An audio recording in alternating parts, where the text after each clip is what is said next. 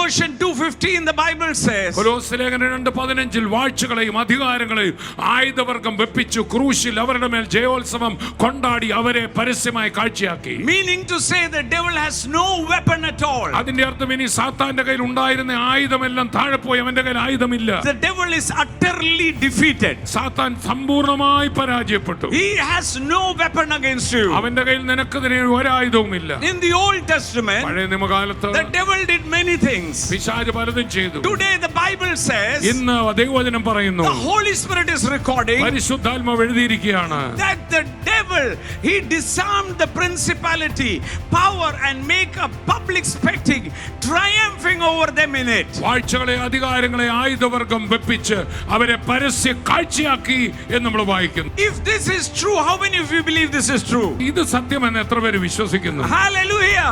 If you believe it, നിങ്ങൾ വിശ്വസിക്കുന്നെങ്കിൽ then every promise and goodness of God belongs to you and me. ദൈവവചനത്തിലെ മുഴുവൻ വാഗ്ദത്തങ്ങളും നിങ്ങൾക്കുള്ളതാണ്. Can you shout at hallelujah? Hallelujah.